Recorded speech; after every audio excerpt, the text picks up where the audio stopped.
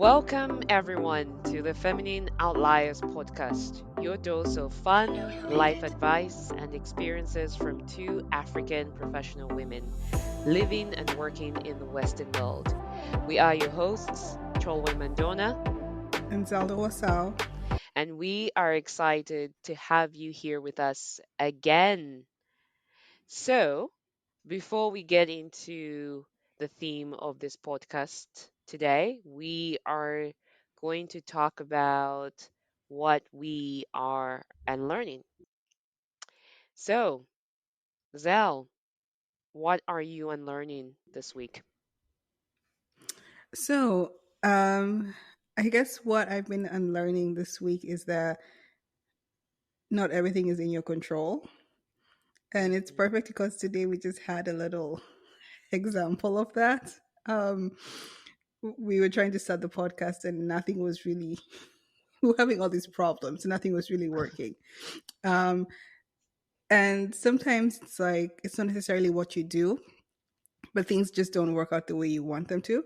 But I guess the primary example I had for this was just being a physician. And sometimes in the hospital, you have, sometimes your patients have illnesses or ailments or things that you don't understand. Now you're trying to figure out why they're happening, why, what's the cause, but sometimes it's not as easy. And sometimes you don't even know the cause. And it really frustrates me when I'm not able to give the patient and the family direct answers because I don't know exactly what's happening. And some families and some patients are a little bit difficult when it comes to like when they realize that you don't know all the answers, so you don't have an answer. But it's one of those things in which some things are just fully are not in our control. Medicine is so complicated. It's such a humongous field. There's still so much that we need to learn about the human body. So still a lot that we don't know out there. So that feeling of I need to be in control and I need to know and understand everything that's happening, I need to let go of it. It's a very typical physician thing because a lot of physicians are type A and they really have to have everything under control. They have to understand why everything is happening, why A equals to B, C equals to D, whatever. And so when you don't understand that, it can be so frustrating. But that's when I just realized that, I mean, if it's not in my control, I guess the next step is now what can I do? Just working and controlling what I can control, doing my best, and then letting go of what I can't control. And then if I need to get other people to help me out, it's okay to also get other people's input in order to like get things relatively under control. But some things you just might never be able to control in life. And it's such a hard thing because I feel like I always want to be in control 100% of my life. And Right. just being this is just one aspect of being in the hospital, which sometimes it's hard because I feel like I need to have all the answers. But this also trickles down to life in general. Sometimes I'm like, I need to be in full control of everything that happens in life. And if I'm not in full control or if things are out of my control, it just scares me. Like, it's funny, but one place where I for sure know I'm not in control and it bugs the crap out of me is when you fly. So Yes. I I love traveling. But like I think the fact that when I'm in the airplane that I have zero control of the plane. Like when I'm up there, it's the pilot who's in control and I can't do anything. It's such an obvious you're not in control that sometimes it bugs me because I'm up there and I'm like, oh my goodness, what if something happens to the plane? But I just have to trust that the pilot knows what they're doing and that they are well in control of the plane. But it's funny because in a lot of other aspects of life, we're not in control at Yeah. all. But Yeah. then it's not as obvious as when you're, for example, when you're flying and you're clearly not in control. Some of these other areas you don't realize you're not in control, but it's not as glaring obvious. So you still have that weird sense or this false sense of, oh, I'm in control, even though you're not in control. But yeah, just letting go, letting that I don't have to have, that not everything is going to go as planned and I don't have to be in control of everything. Ooh, very nice. I also fear flying and as you said, not being in control. And the part that really sucks for me is the turbulence, like when all of a sudden, and then the pilot, says, we're going to be experiencing turbulence for the next like 30 minutes or whatever, and like, you have to put your seatbelts on.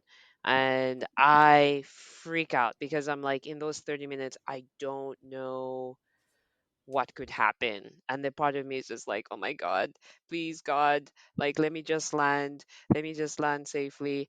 And the other part that scares me about that is when the plane sort of dips, like maybe because the pilot was trying to avoid something, or like there's this sudden drop, and it's just like my heart sinks, and I'm just like, oh, and then you're in the middle of nowhere because you're maybe crossing an ocean. And oh, you're so right. So that is a very that's a good one. And I think, Have you ever flown through a storm? no. I have. Oh And this was no. on the way from Peru back to the States. And I Uh-uh. remember the pilot was like, so we tried to go over the storm, we tried to go under, we tried to go around, and there's absolutely no way we're going through the storm. And it was for a good hour. Oh. Joey, it was a good hour of turbulence, things shaking. Like the air hostesses had to sit down because they couldn't like walk and like you know give out any refreshments or anything because everyone had to stay seated. The plane was just like shaking, and this was like I don't know in the middle of the night. Oh, oh no, that is nope, no. Now that the right there, that is very scary. I I can't even imagine that. And I think I went through sort of like a snowstorm, but for some reason I feel like a snowstorm is not the same as a rainstorm. Um so but it didn't feel like that, but it did feel, I don't know, like when I was on the plane, it did feel like the engines were like really ramping up because it was so cold. And I was Hmm. flying from Salt Lake City to Denver. Very short flight.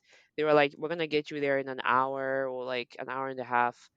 But then I just was like, oh my goodness. In my head, I was like, what if the engines decide to fail because, they're just raving it up or something. So there's that part of me that was just thinking, like, oh my goodness, I don't know, it's just really hard. And as you said, if you're type A or you're a logical thinker, you want to explain that, you want to just explain every event, and then it doesn't Yeah, really work out, like you can't explain every event. So but I'm also curious about what you're talking about with being a doctor. Do you feel that people put a lot of pressure on you to like have the answers, especially when families are anxious, or like they just don't know what's going on with their patient, and they're expecting you to know the answer, and you can't give them an answer. I feel like people have this expectation that doctors are miracle workers Mm, and that they have all the answers, and that's wrong. We have a lot of answers, yes. We don't have all the answers. mm, Like there's certain things that happen that we can't explain. We cannot understand why this is happening to you because, as I said, it's still a work in progress. We're still learning the human body. It's still very complex. There's still a lot of things to go. So that sometimes families like if you tell them you don't know the answer or you don't have an actual reasoning, they'll be like, look at you like, what? Like, are you serious? And it's like you can make the steps, put certain steps to like get to the answer, but you can't. Sometimes you just never know the answer. Like I had a patient whose her white blood cell count kept on going up, and we ruled out everything else like infection and anything. I mean, she did have cancer, but like she came in with a normal white blood cell count, even though she had cancer. And I couldn't really figure out why it was happening because we ruled out everything. So I just got the specialist on board just so that we can calm the daughter down and be like, they also don't know what's happening. And I'm like, yeah. mm, So it's one of yeah. those things in which, yeah, people definitely put a undue pressure on physicians. They just have to realize that it becomes like us working together in the sense that I work with you as the patient to figure out what's happening with you. You can also give me if you think of ideas, if you think of stuff that could be happening. I'm open to it. I know some physicians are not, but for me personally, I'm open to it because I will go and if it's something I'm not familiar with, I will go and look it up and I will go and do my research and make sure is it something that's possible that I missed that could be contributing to what's happening to you. But yeah, no, we don't know all the Mm, answers. For those people out there who think we know everything, we know a yeah. lot. We don't know everything. Yeah. Yeah. So that, yeah, it does then go back to the idea of learning to practice to let go when, yeah, you don't have the answers or you don't know what's going on. So there's a bit of like, I would want to say even I think some people call it like a spiritual practice, like let it go. If you have a faith, like a Christian faith, you believe in God, you sort of somehow, this is the part where I think you seek a higher power or something greater than you to just sort of say, okay, I pray that things are for me and they will go positively or positive for me, I guess. So, Right. yeah. Oh, good one. Really good one. Yeah, good stuff. So, for me, what I am unlearning, and it's really been something that has been guiding my life so far, is the need to not compete. Um, and in with anyone really. So I I don't even remember the exact reason how I came to start unlearning this. Uh, I think I was just reflecting on my job and I was reflecting on the skills that I bring to the work. And there's a part of me that, like, there's just a certain way that I view the work that I do and the way I interpret the information that I'm given. And I've come to realize that I'm a very creative person, and I like innovation, but I'm also a very social oriented person. So Hmm. I'm able to communicate ideas to people and also just share what I'm thinking. Um, and when I even say this, it seems like someone else, could say, "Oh, I do that as well." But then to see how that is valuable in the work that I do, um, has made me realize, like, no, you can't take it for granted. And the other thing is that coming to realize that no one can actually do what you're doing, even if you had the same skills, no one can do it the way you do it. Like it's just like the same way. I think some people have made this example where someone someone can two people can tell the same joke and it will be funnier with one of the other people, and you're like, wait, but it was Right. the same joke. But so there's just like this, I want to say, divine or god-given like gift that it's everything, the energy, the tone that just makes things unique. And so then that made me realize and say, like, oh wait, so you don't have to, yeah, you don't have to compete, because the way you think, the way you talk, the way you do things is just right for a person or for your work or for a company. So I think the goal is not to try and be like someone else, but to find the environment and the atmosphere that allows you to be able to express yourself in the way that you express yourself. And I guess it probably goes with relationships as well, in terms of friends or significant others. It's just like, yeah, if you just have to work towards finding that. I think that's where the hard work is. And I guess other people would say don't settle for less. But the goal is not to compete and try and be someone that you're not. So, yeah. Hmm. I mean, that's a good one. It's kind of like saying there's a seat at the table for everyone, which I know it works somehow. there's some technicality with it that it doesn't work, but in general, like everyone somewhat has some form of a seat at the table. Like what you bring to something, the table, is not the same as what someone else will bring. There'll be some difference. And so it's like, why are we all competing with each other? Why can't we just make space for everyone and everyone can like shine in their own different way? But I think it's hard because we kind of grow up in a society in which everyone is trying to be better than everyone else, in a sense that you're looking at someone else to judge where you, to kind of know where you are in society, or how you're doing, whether it's health wise, whether it's financial wise, career wise. There's always someone you're kind of like using to gauge where you're at, and that brings that competitiveness, which I think there definitely is an importance for this, a role for competitiveness in this world. But I think we take it too much, and we don't realize that we don't always have to, as you said, be competing with others. Like it's just knowing that you definitely have a seat at the table in your own way, Hmm. and just doing what you can to the best of your knowledge. Because competition can be healthy, but I think the problem is we tend to get it down. We tend to get it all the way to unhealthy competition, and Mm. that becomes an issue because now it starts affecting us negatively. If it affects you positively, then fine.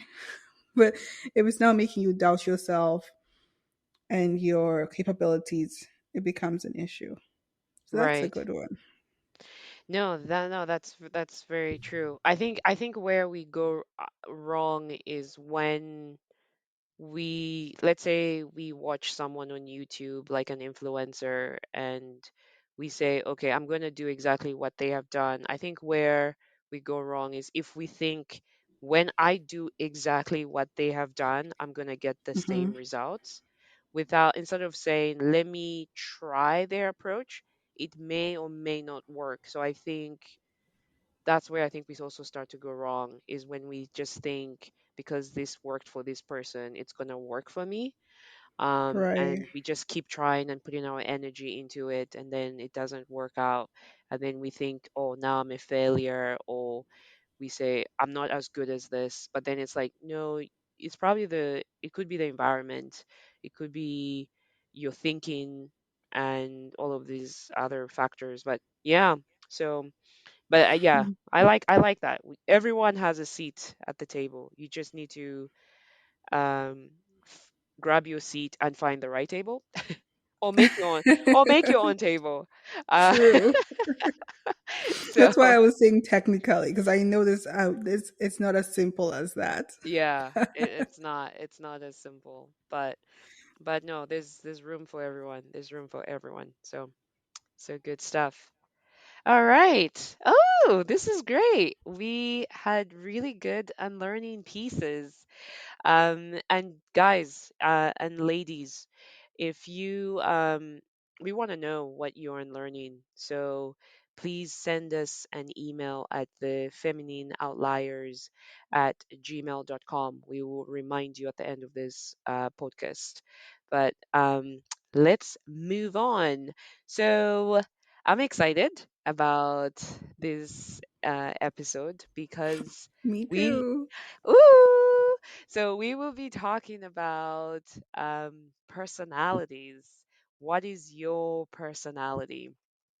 Um, and I think the reason I'm excited about this is because in the last two episodes, we talked about our journeys coming to America, and also how we transitioned from college to work. And what's interesting is that you guys might maybe get the idea that Zelda and I are similar in personality. And we're actually not. I mean, I think I would say, I don't know, Zel, maybe you disagree, but I think we are somewhat different.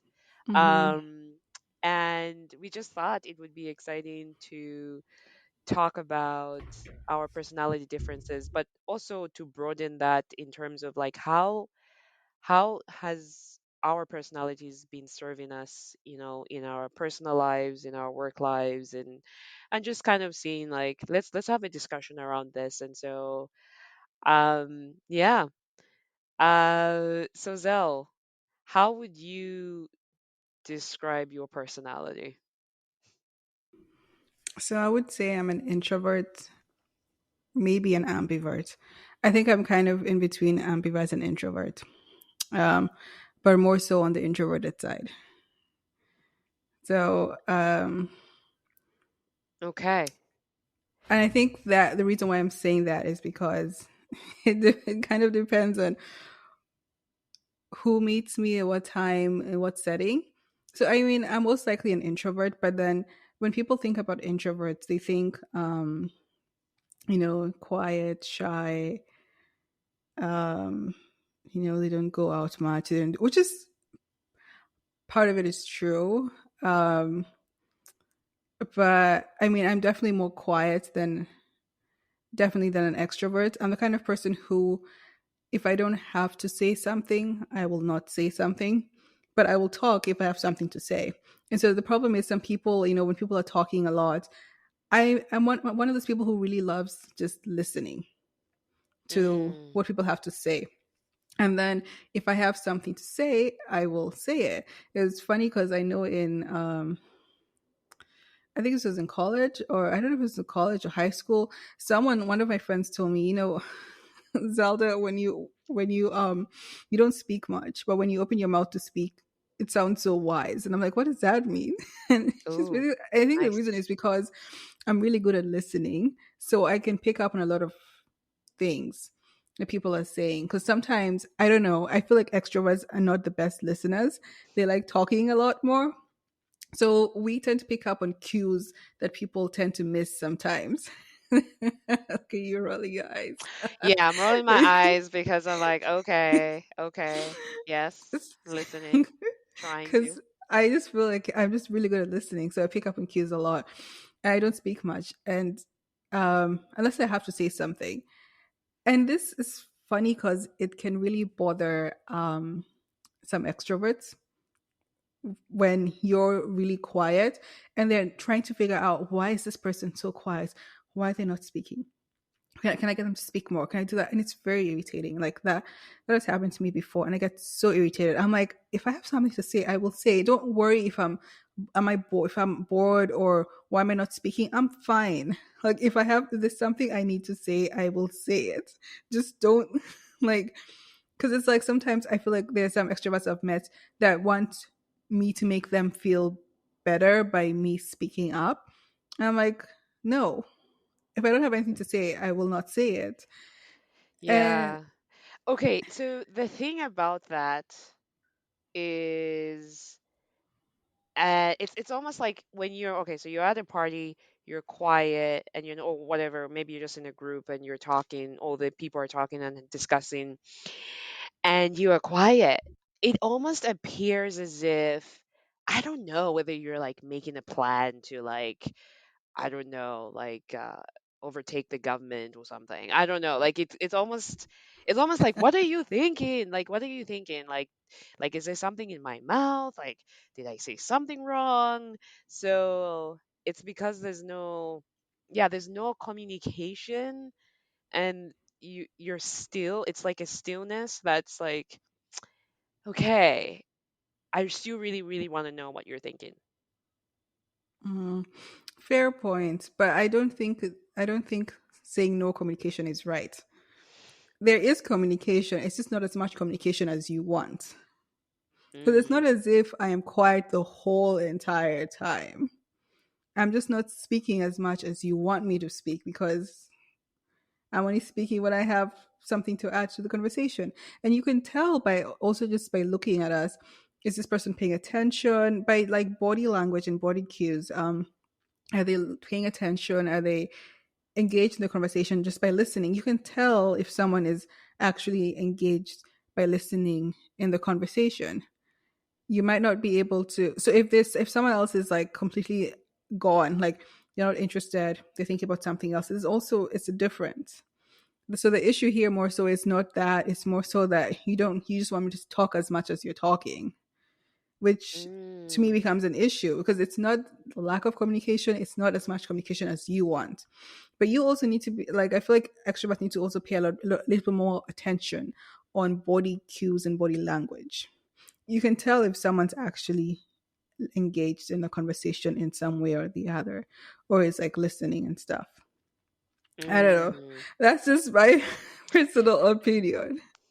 Yeah, no, that is very good. I'm actually curious with what you're saying. Have people mistakenly thought you were unfriendly because, or you were just, you found, or in their minds they're thinking you found them boring because you were just quiet and you only spoke when you felt you needed to or when you had an opinion to give.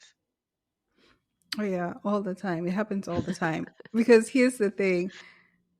I mean I can't necessarily speak for back home in Africa, but I can certainly say in the West, it's an extrovert's world. Like That's right. things are built with extroverts in mind. So when an introvert comes in, it's like the extroverts don't know how to handle it because they're used to a certain way of communicating, way of doing things.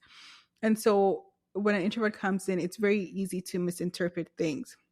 Because I feel like as introverts, because we tend to be more introspective. So before we say something, a lot of times you analyze the situation. So if an extrovert says something that's or does something that's kind of annoying, but then sometimes you just realize it's not a personal attack on you or something. It's like it's just them being extroverted and loud and everything. But an extrovert might not even think. So you think. Basically, what I'm trying to say is that you think before you talk. But I feel like Mm. extroverts talk before they think. Yeah, no, well, I feel like you're coming after the extroverts. I need to come in and be like, whoa, whoa, whoa. Um, Obviously, if you guys haven't noticed, that means I am an extrovert. That is my, I want to say that is my personality, dominant personality. And okay, what I can say about extroverts is that we do love people. Like we do like to get energy from people. Like I'm very sensitive to knowing that there's a person very close to me. Like it's even if I'm on a train or on a bus. Like if someone sits next to me, like I don't know, like my brain, my whole body is just itching to be like, oh, say hello, like, oh, say hello. Like there's even a part of me that like wants to perform in front of that person, like be extra something like, and it just comes natural.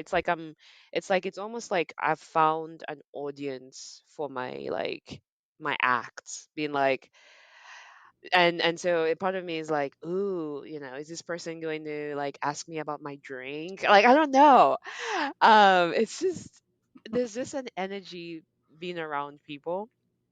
And so so yes, so there's that thing of like being like, oh, okay, are you going to, like, if let's say if it was at a party, like if I see somebody who is not speaking as much or is in a corner, there's a part of me like, what's happening to that person? Why aren't they, involved? And it's, Right.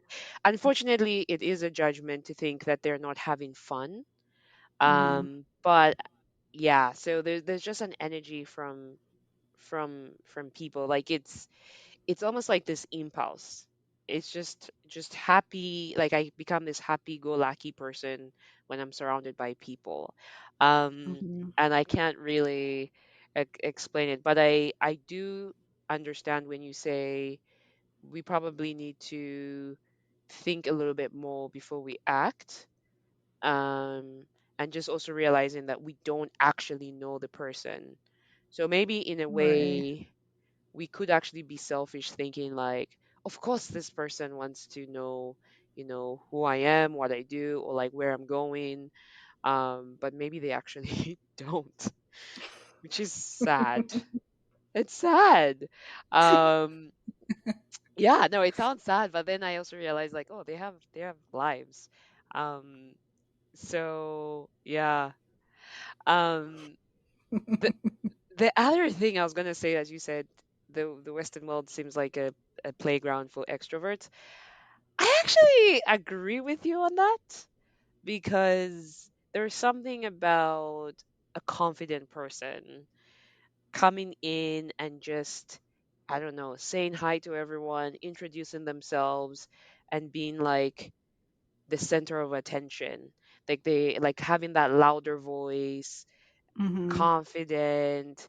And it actually, I'm thinking that it it probably translates as being competent, Mm-hmm. especially in meetings. I don't know if there's research that has been done on this where the loudest person in the room is probably going to be perceived as the most confident.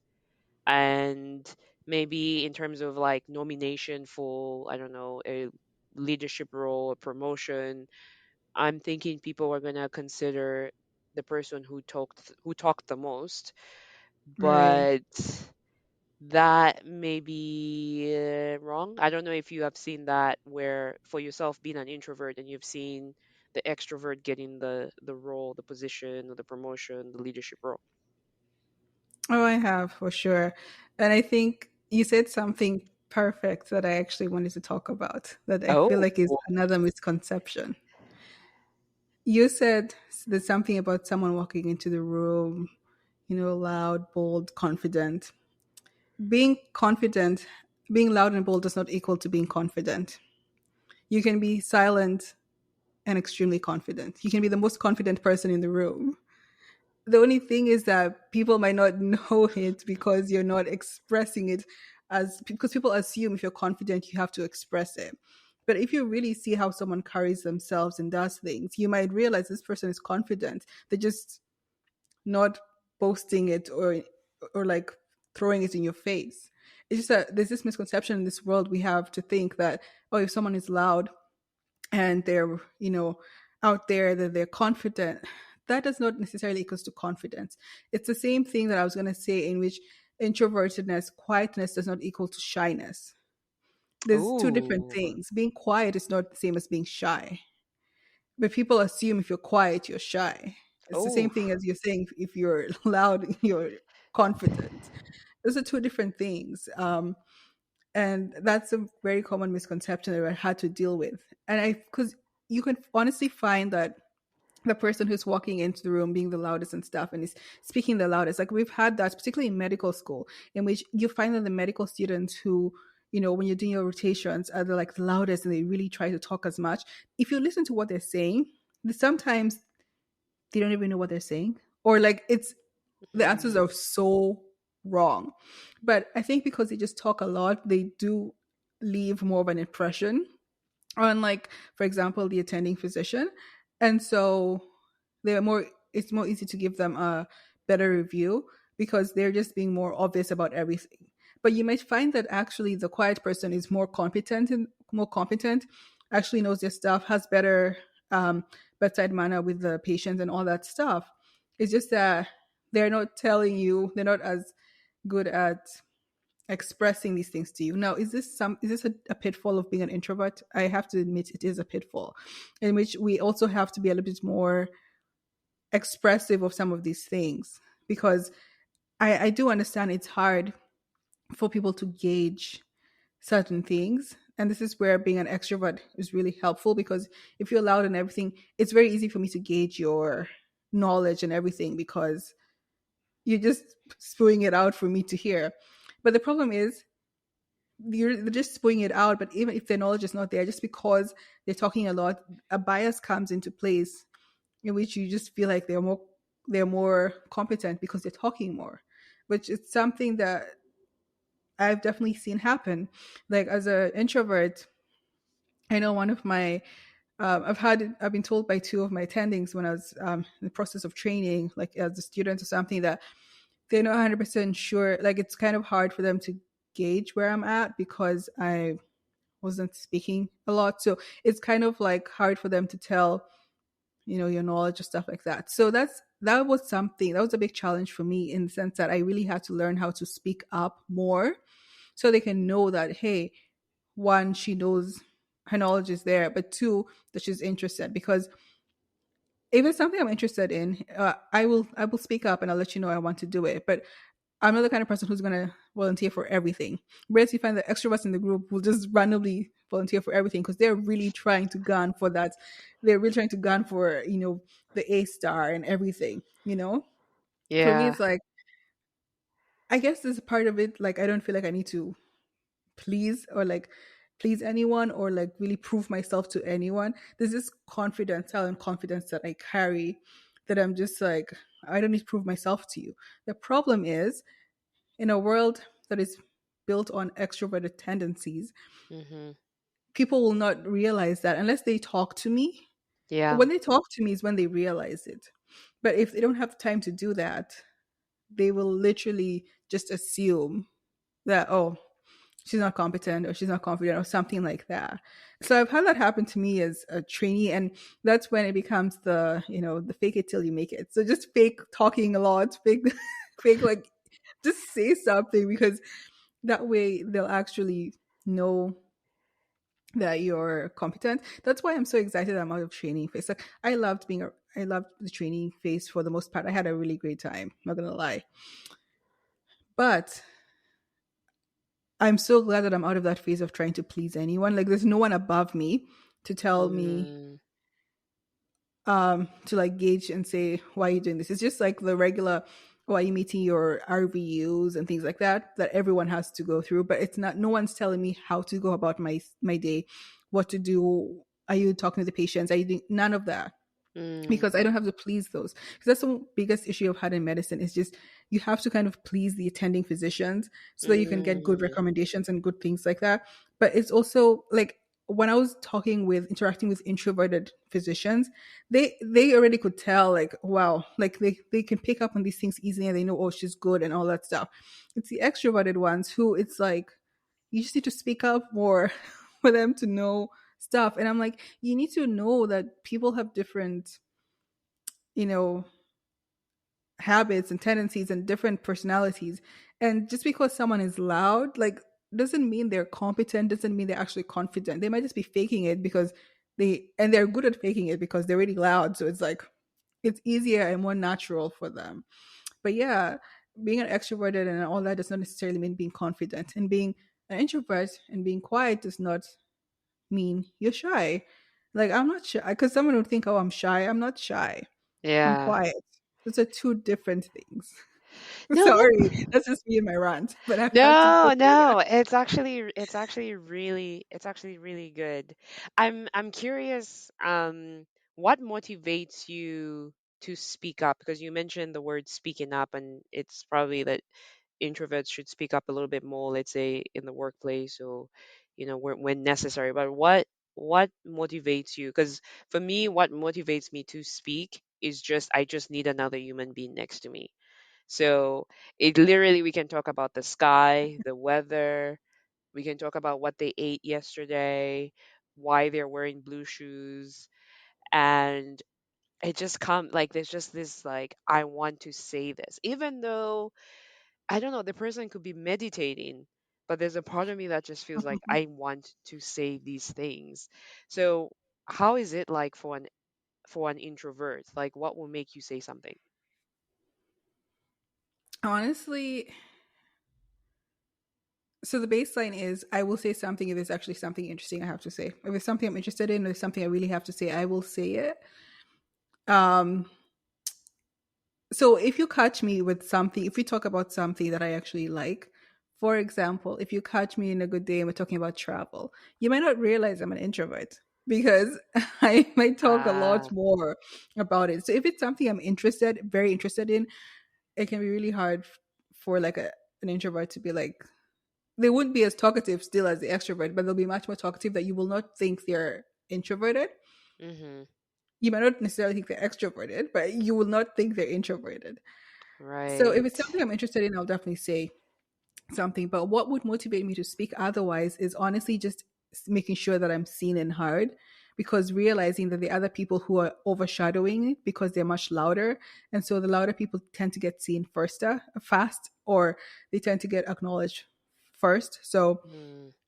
just ensuring that I'm not overshadowed by that is always my motivation to like speak up.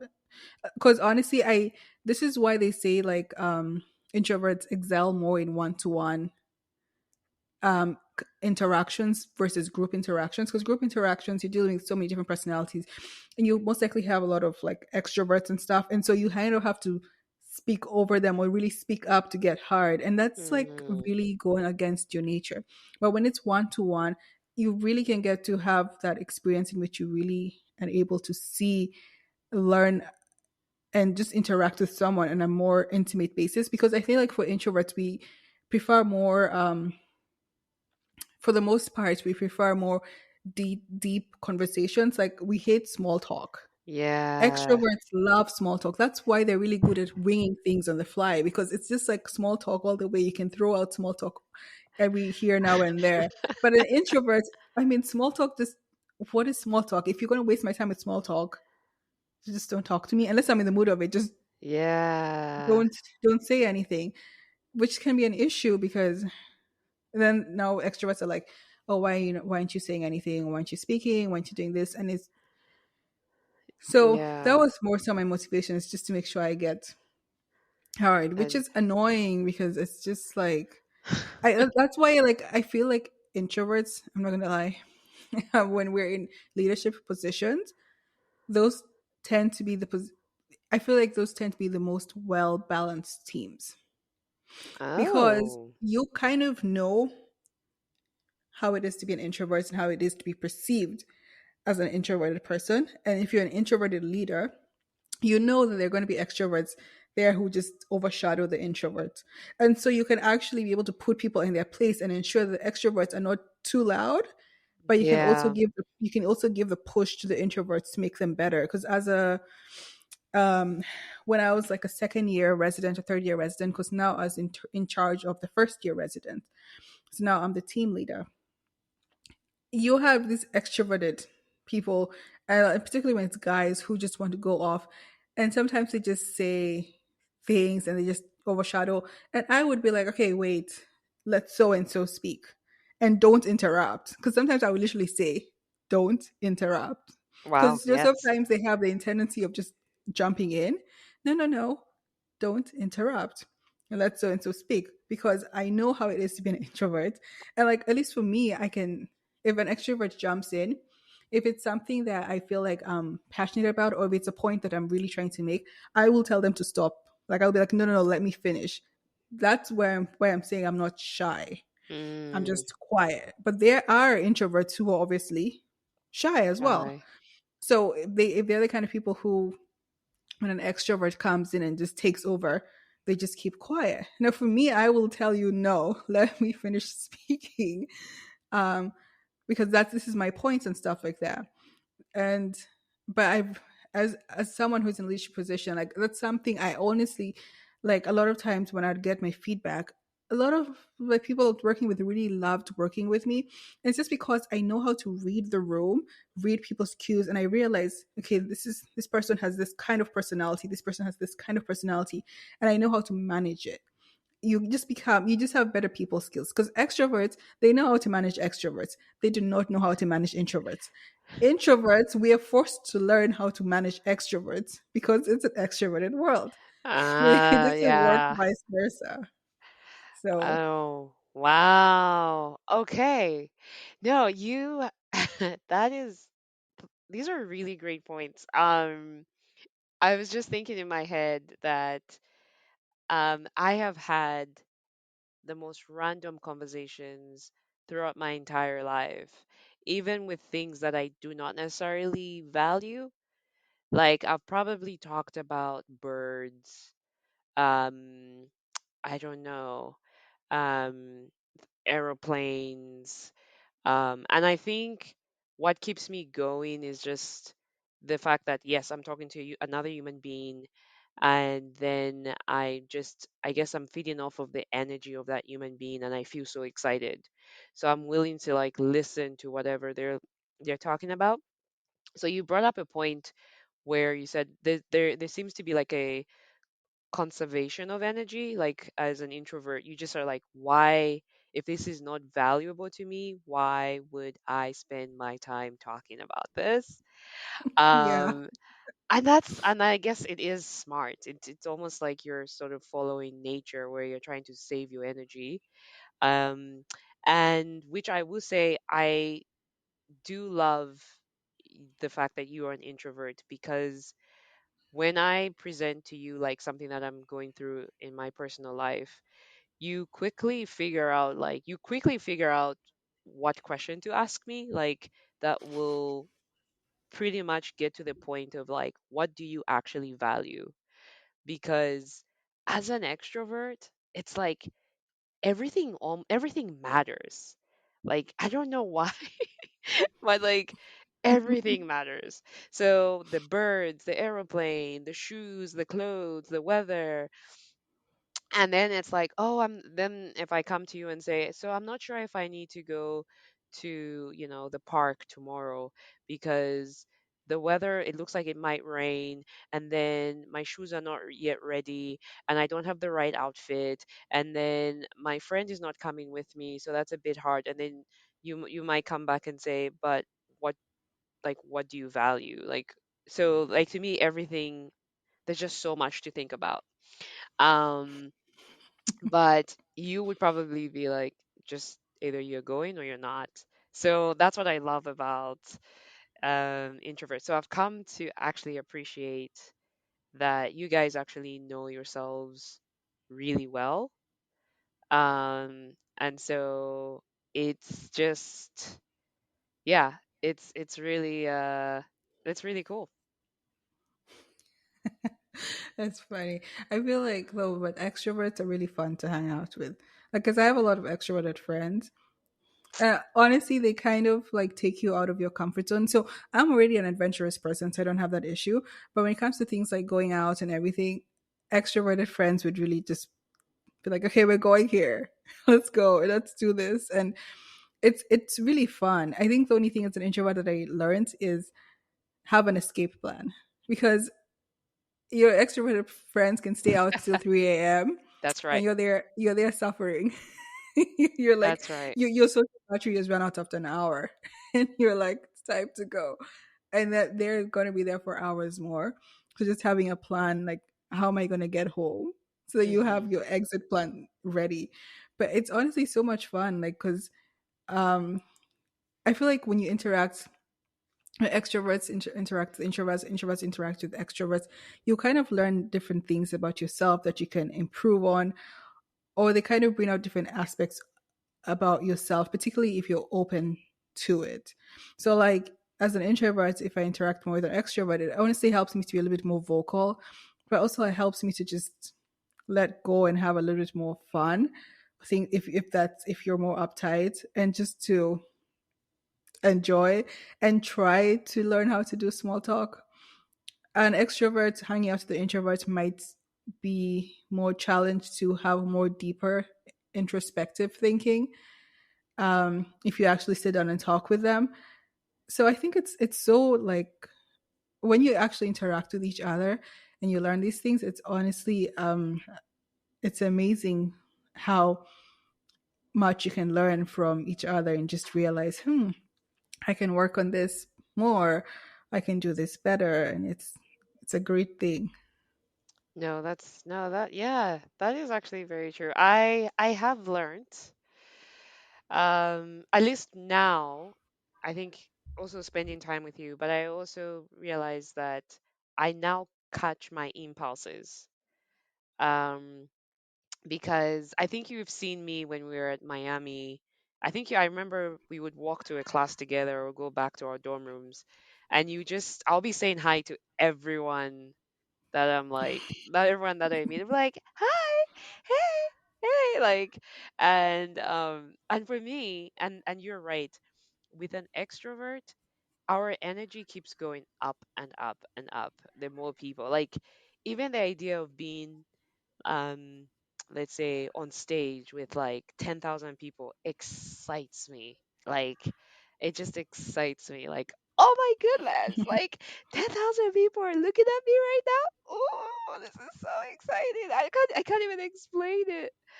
So our energy goes up, and so funny enough, even in college, or sometimes where like let's say I had an assignment to do, or even out of college, where like I have to get something done, I have gone to a party or been around with friends and then gone home and written up an essay or like done the thing that I wanted to do. Maybe obviously slept later, but I just got stuff done. Like, which is very interesting because I'm guessing with an introvert, you're like, I want to go home, I want to rest. And in my mind, I'm like, whoo, it was a great night and I'm still going. Right? I mean, that's why that's why sometimes like, but I that's what I really value also going out and interacting with people. I'm not an introverted introvert.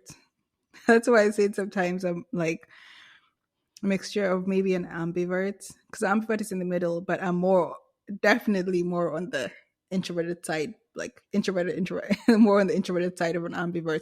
But I'm in between an ambivert and an introvert because I do want to go out and have those interactions. But as I said, I have a time limit. Like Okay. at some point, my social battery will just run out, and it'll run out faster than an extroverted person. So and I'll just be like, okay, I want to Mm, go home. Like there so many times I can just remember being on the dance floor and just I'm just tired. And in my head I'm just like, what are we doing? And then if the yeah. music is not hitting, OMG. Uh, You know how there are people who can just randomly dance to all kinds of music? In my head I'm just like, no.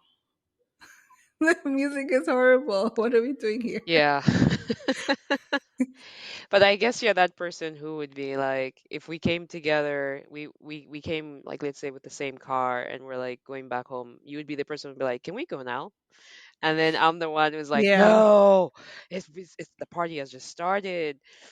Yeah. So it's That's why I said I learned how to have an escape plan. So you guys can stay. I'm leaving. I had to learn that because you just end up staying there and staying there and staying there and staying there and just sometimes you end up just not enjoying yourself after a certain point because what yeah. is you don't want to say that is yeah no that's why I learned escape plan is key. Oh no, that's really good. And you mentioned something about shyness and quietness are different. And I'm wondering, Hmm. I guess since we are both coming from the continent, I and this could even be another podcast, but I'm curious how well like someone from Africa, for example, like our humble beginnings, whether our personalities are well suited for the Western world when you first come here? Or do you think there's a bit of change that you need to make? Because I'm making the assumption, and it's not for everyone, but I'm making the assumptions that like even when I moved to the US, I felt like I was very quiet. I was quieter or shy or humble. I don't even know the right word to use, but I wasn't as bold, I would say, as maybe I am now. Do you think that has an impact on how we are perceived initially? I don't know about how you came to the US and how you were perceived. I think that's a very interesting question and a very difficult one to I to know. answer because I feel like there's no one answer for anyone. I think one in general as Africans we just tend to be more humble because it's kind of in our culture. Like just because you're told be respective of the elderly, be respective of this and that. That's how kind of how you're raised. So we tend to be more humble in general. Yeah. When I talk about the West, I will more so talk about America because Americans are just in general very loud and Mm, boisterous and stuff like that. In yeah. the UK right now, I feel like in the UK they're not as loud and boisterous from what I remember from the time I was there. They're That's not as like correct. out there and obvious as Americans. So Yeah. this will definitely refer to, so I can definitely refer to more so in America because I mean, this is where I'm at right now. But, and when I talk about the West, I'm mostly talking about America because America is like, when it comes to being loud, you know, Americans are the best at being loud. Yeah. No offense, but it's true. But I feel like it kind of, it'll depend on a lot of different factors. It depends on one, how you were raised. Because if you were raised and you happen to go, like I went to international schools and stuff like that, so I interacted with people from all over. So coming to the States, even though it was a different environment, it just was like, oh, I'm interacting with different people. So I didn't feel shy in regards to that. And I found that my colleagues and stuff, my friends and stuff who were in same schools also didn't have as much issue integrating in regards to, because they're so used to different people from everywhere. Whereas someone who maybe came from the village and really did not have much interaction with other people from other cultures, or did not have much interaction with the West in any way, Mhm. they might be much more reserved just because it's much more new to them. It's, the whole thing is entirely like novel and stuff and new to them. Whereas for some of us, it's, yes, it's still new, certain, but it's not as new because you used to interacting with people from different cultures. You're used to doing this, you, and so it's kind of just, it's less new to you, so you're less shy. Because I feel like part of the reason why you might be shy or quiet is because it's a new place, and that's understandable. I think like once you get adapted to the new place, you'll be more open and more bold and everything. But I feel like just in general, adapting is, it's part of the, it's one of the things that just takes some time because you're, everything is new. But how quickly you adapt again depends on how you grew up. Um, and also, I think it also depends on your personality.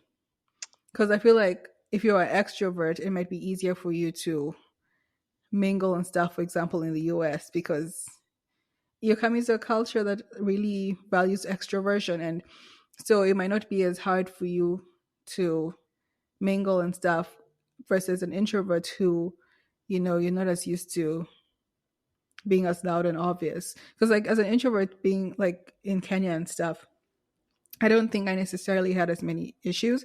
I mean, granted, I didn't really work in the workplace, so I don't really know how it is in the workplace. I can't speak to it. Mm. But I never felt much of an issue because it's not as if it's a society that really values extroversion. Now, in general, still, I still feel like in all over the world, extroverts are more so the default, but Mhm. it's more so in the Western world. Like it's much more obvious.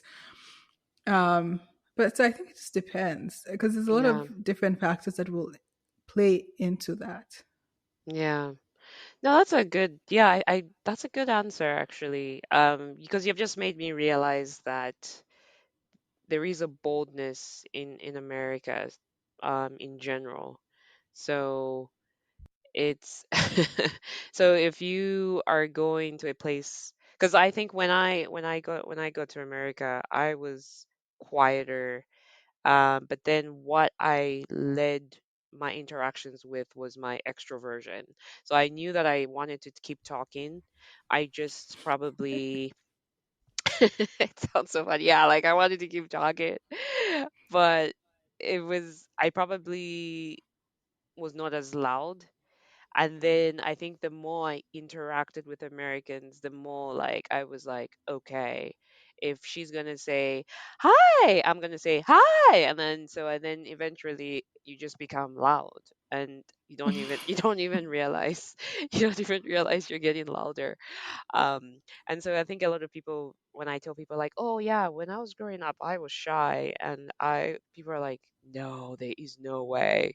But I think I somehow felt maybe inclined to have the same pitch as an American. Like, so just probably, yeah, it was probably by impulse. It wasn't even me thinking like, I probably didn't even think to myself like, why are you just being loud now?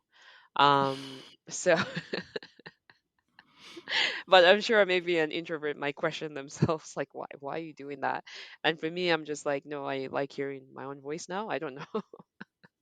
So, um, no, that is very cool, and it does make sense that novelty should not be mistaken with like not knowing, like not being confident again. Because it actually Mhm. just seemed wise to observe, like to observe a culture and Right. then see figure out where you can fit in again, that idea of finding your table. So it actually seems like a wise idea than just sort of coming in and just being like, here I am. So we are at the top of our hour. This was such a great discussion.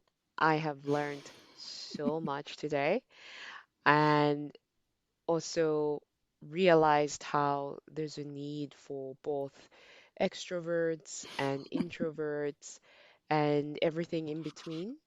It's just a matter of understanding yourself, knowing yourself, and also giving people a chance to be themselves and seeing where we can meet each other halfway or in such a way that we both allow each other to thrive. And so we are curious, what is your personality? We would like to know, if you have any comments or have any stories you would like to share with us. We welcome them. You can send us your feedback, your responses at the feminine outliers at gmail.com. And also, don't forget to let us know what you are unlearning. We would like to know what you are unlearning and share with us so that we can share it with the rest of our people.